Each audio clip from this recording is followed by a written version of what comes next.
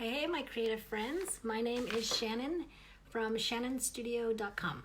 And I am here to talk about a creative life, give some creative tips, throw some creative ideas out there, and have you share some creative ideas and tips with me and us and that sort of thing. So that's what we do here every day.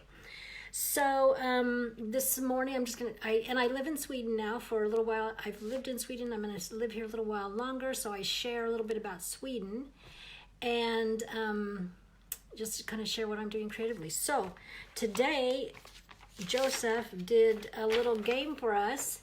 He made a little chart. We pull numbers out of this little jar, and then we look here, pick a thing. He made what is it? Heads, noses, arms, feet. You know, he just made these things, and you have to pick one. And he drew the funniest monsters, because I was working while he was drawing for me. So I would draw, but I would pull the number out, and pick the thing, but he would draw it. So we had the most fun laughing because of the things that he was drawing. It was fun. So he just made up that game, decided to make that up, come share with me, and have me play with him. And then we played some other made-up game. And then I also got this ready. You saw the stuff I got in the mail from Marion BCN. I signed up for a subscription, so I took all the stuff, I just stick it down there and stick the rest in the envelope. And I have that to mail. So that was my little creative endeavor today. And obviously we're all thinking about the elephant in the room, the coronavirus, and so we're going to talk about it, and then kind of lead it into a few other thoughts that I had. One of the things I was thinking about was, and I mentioned this last night in the video actually, that I did last night, was that there's just a lot of information that's contradictory almost, from Sweden and other countries. And I was like, it leaves some uncertainty about, are we doing the right things? So I said that last night, and then today my husband sends me a link for this article that says Sweden's coronavirus strategy is clearly different to other countries. So who should people trust? And I'm like, validation, because I'm like, I don't know.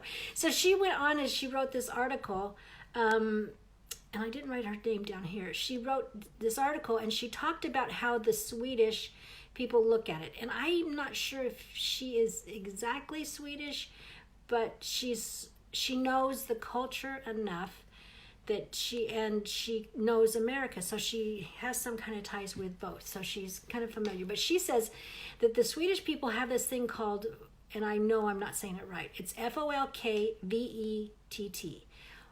Folkvett. Folkvett. That's how we would say it, but it's probably not anything close to that.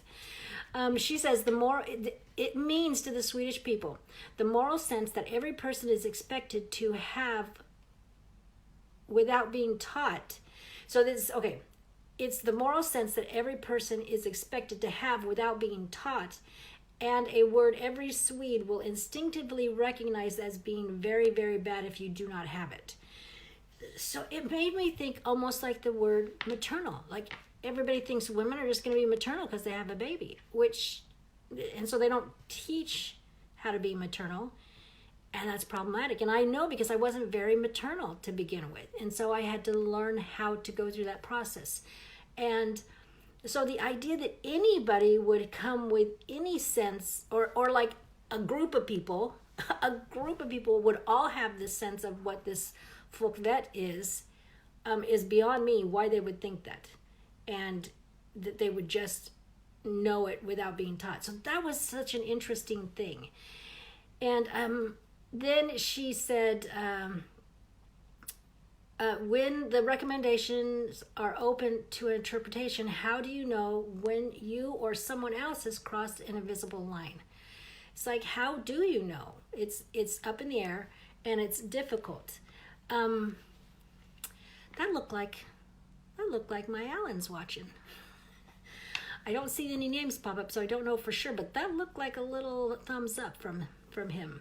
So, which led me to think about this podcast that I heard a couple months ago, I think. And I don't know who I heard it from or what, because I listened to tons of podcasts, and so I didn't have time to go back and try to find it. It almost kind of felt like wasted energy to me, so I didn't actually try to go really hard to find it. So, but it's about Ernest Shackleton. So Earnest Shackleton was in the early 1900s, and he wanted to be one of the first people who, hey, Dana, I hope you're doing well, Dana. Dana's a nurse, and she is probably in doing a lot of things and being helpful. And so I hope you are doing well, Dana, with all the responsibilities you have going on in your life now. And they both, Peter and her, say hi. And Ernest Shackleton, so early 1900s. And some of this story I'm going to get wrong because it was 2 months ago that I heard it. But I'm going to try to be as accurate as possible. So they were trying to go to the Antarctic to be the first to the South Pole. It was this big giant race. Oh, the boyfriend is watching. We're gonna have date night tonight. We're gonna rent Contagion and watch it as for date night so we can scare ourselves. So after this video. So anyways, we're back to Edward Shackleton. So he was on this race. He had attempted it with another captain of a ship, and he didn't like the captain of the ship and how he did things. So he decided he was going to pursue it on his own. So he tried a couple times, didn't make it. And then he tried again. On this third, I think it was the third time he tried, he gets, he's told you shouldn't go now. It's not great weather. Ice is building up already, but he goes. So what happens is basically he gets stuck, his ship gets stuck in the ice. And so he's thinking, okay, well, we'll wait it out in the ship until spring and it thaws out, and then we can, backtrack or do whatever we need to do. So, but what happens is the ship that's stuck in the ice starts to put pressure on it, and it cracks the ship, so there's water coming in, and they have to abandon ship. So they get on the ice. Dana says, thanks, Shannon. Things are starting to rev up, waiting for the big wave that's coming. Hope you all stay safe and healthy. We are staying safe and healthy. And yes, I bet you will have waves of it where you have a lot of work. Hopefully the rest of the community does things to level it out so that it's not like you're being crushed. I hope not. But I have confidence knowing you, Dana, that it's going to be great to have you by somebody's, all these people to help out, because you have that kind of nature that's so compassionate. Okay, so we jump back in. So what happens is they decide, okay, let's take the boats, the lifeboats that we have, let's pull them across the ice. So they decide to do that. It takes them 1 day to go 1 mile. So they try it for 2 days, go 2 miles, and abandon that. So then they camp on the ice for 2 months, try it again, same result, decide to camp out. So they camp on this ice for a total of 6 months. And in the meantime, they have to be very careful, because if a whale comes up, it'll tip them over. And I don't know how big this ice chunk they were on, but they were afraid of cracking and of whales. And at one point, it did crack, and a guy in a tent went down, but they fished him out and were able to get him out. I mean, just the thought of 6 months on the ice. So it was the dark season, so it was dark for 17 hours, and it was below zero. So I mean, these circumstances that they're in are terrible. So then they decide that they're going to have to do something, because their food's going to run out and it's going to be a problem. So they get to this island. Yes, I think it's Elephant Island. They get to this island, and then they decide they're not going to have enough supplies to last it out. So the captain decides, Ernest Shackleton decides, I'm going to take 5 guys, and we're going to go, and we're going to sail away to 830 miles to get to, somebody to rescue us, because nobody was going to come where they were at. So he also, when he takes the people with him, he takes some of the people that are the biggest negativity, the most negative, the troublemakers who would take morale down. So he takes them with him, because he's worried about the attitudes of the rest of the men so that their morale doesn't get down. So he takes the troublemakers. So they go and cross, and then they get to an island, but it's the wrong side, not the island, but it's on the wrong side of the landmass that they are on. So then they have to cross mountains. They put like nails in the bottoms of their shoe upside down so that they can use them for, what are those? Whatever they are. So I can't remember what the word is. It's not, all that comes to mind is croutons, but that's not it. So, oh man. So whatever, they use it for traction so they can climb this mountainous journey to get to the other side of the island to get help. So, I mean, this is crazy that they're going through. And then what happens is that finally tries 3 times. Hey, Jackie. So they try 3 times. He attempts to try to go back to get the rest of the men, because there's 22 men on the island, and he tries to go back and get them. 3 attempts. It doesn't work. Finally, it does. He gets there, and they're all alive. And, which is amazing. And then they did research. I mean, they asked men first off, he asked some men a couple years later who wanted to go again on an expedition. I don't know if it was to the same place, but on an expedition. 12 of the men said they would go again with him. I mean, that's huge, with the idea of what he did for them and how much confidence people had in him. And then 20 years later, everybody, when they interviewed these sailors that were left, they all said the reason we got through was because of him. So, and I translate that into what we're facing today, which we have some hardships, not the same, but we have some hardships. And there were 5 things that I saw on either side. Things that he thought about himself and he did himself, and then what he did for his crew. So I'm going to kind of go through those ideas and share what you think, and also maybe bring out some points that you think about this situation, and about how we can tie what he has done and learned and what we learned from him to what we are dealing with and facing today, and be a little bit creative in how we take things that we've learned from other people. So one of the things is that Shackleton did was he let go of his old goal of going to the South Pole. And this was a huge goal of his. This is what he'd wanted. He'd tried 3 times. He wanted it desperately, yet he let it go and had a new goal. He overcame his own personal disappointment. It's like he had been so devastated that once again he had to go report back to those who put in money and confidence and everything that he failed again. So he had to let go of the disappointment, and then he had to switch his goal to the new goal. And the new goal being, I'm going to keep everybody alive. So then he understood he had to make the tough decisions. He understood it was him, it was his responsibility, he was accountable for it, and he took that on his shoulders and didn't put it on anybody else. Any kind of blame or anything else, it was never shifted.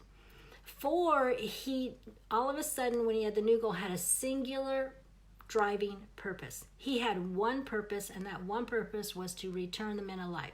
That was it. So he had one thing he would not deviate from, which was that purpose to bring them home. And then number 5, everything else was flexible. Everything else could change. Everything else could pivot, could do a new way. Everything was flexible except that one thing, to bring them home alive. And I thought that gives us really a lot of clarity on maybe how we should look at things. So then switch over to the 5 things I think he did for others, his crew. And let's see, one of the things he did is he interviewed his men I don't know if it was every day, but he interviewed his men. I can't remember what she said in that podcast, but he interviewed his men. He was constantly interviewing the men so that he had a personal connection with them, could see and hear how they were doing himself. It wasn't like he said, okay, go out and, check the guys and check back with me. He wanted to see how they were doing and feeling. Second one is he kept a routine. So they hunted, Scientists collected specimens, they had cleaning assignments, they had meals at regular times, and then they had to socialize after the meals in order to keep that sociality going on. And one of the quotes that Nancy Cohen makes is, through the routines, order, and interaction, Shackleton managed the collective fear that threatened to take hold when the trip didn't go as planned. So he felt like his job was managing the collective fear. Do we have a little collective fear going on right now? I would like to say just a little. And so what a great lesson that he was able to do this. This was over 6 months camped on the ice, and then the traveling time. I mean, I think these men were gone for 2 years, that they relied on his leadership for this period of time during all these difficult circumstances. So one of the things he did was kept a routine. And he also made them exercise every day. They'd have to go walk 2 or 3 miles just around, just around and around. And he kept them so that they would keep that physicality up.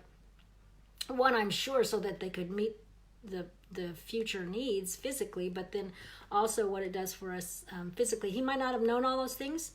Hey, Tricia. But he knew they needed to exercise. Fourth, his job, he felt like, was to keep morale up. And it was interesting because one of the things that in the podcast I remember her saying was that when somebody was down, he would watch them in, and like I said, he interviewed them so he could see how they would interact. He would see some man that might be lagging a little bit, that might be feeling really down. And so on those occasions, he would order hot milk for everybody. And she pointed out he would do that because he didn't want to point out that the one man was having a problem, so he would have the milk. And he wanted to just keep them all unified, and that to build everybody up, and so that man personally could have a moment to, feel good again. And so that was a unique approach, that he just like, okay, if one man's having a problem, let's help him personally, but let's take the group to do it. I thought that was really interesting. And then the fifth one is that he was optimistic to his crew. He was always optimistic, and Nancy Cohen again says he knew that each day his presence had a huge impact on the men's mindsets. He managed his own emotional intelligence, to use a modern phrase, to keep his own courage and confidence high when these flagged. He never let his men know. Now, his was a different position than maybe some of us are. I mean, I'm not of the mind that we don't ever tell our feelings, or we don't ever talk about our feelings, or we don't ever acknowledge certain feelings. I do, but I think there's a certain time and place. So for instance, sharing, if it's hard, if I'm having a hard time, sharing it with my 6-year-old Joseph, it's probably not the thing I want to do. So, he understood.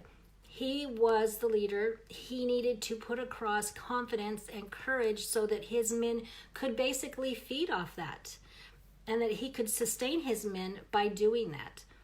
So I want to read more about him. I think it's fascinating. He never did get to the South Pole. He never made his goal. Somebody else did. And I just think it's one thing is how he did it, but then the other thing is that his men still had confidence in him 20 years later. When you can sit, like we sit at something, and then we look back and we go, oh, that was bad. Oh, that was bad. So even having gone, 20 years where you're able to think back on everything and look at it and be a little more objective or not objective, and if you were too objective before, you were able to look at it and have a real clear picture, I think, at that point, and yet they still had confidence in him that that's the reason they got through it.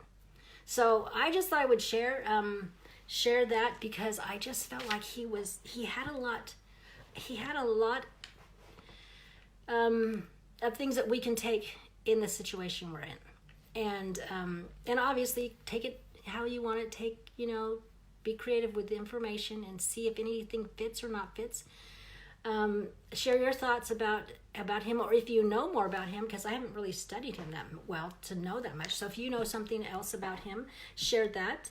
So I don't know exactly. You can tell me what we should name this tip. Yes, Beverly went ahead and named one of our other tips before, because I was like, I'm not quite sure. So if you have something, share it with me. So I hope you're doing well. We're doing well. I hope you're doing well. I hope there's some silver linings with all this that are going on. And I think there are. When I look at social media and I look at the way people are there's a lot of good going on. There's a lot of help going on. So I hope you are recipients of that, or that you are, or you are one of those helpers. So that's it for tonight. Remember, you have a creative heartbeat, so listen for it. And I will be back tomorrow. Bye.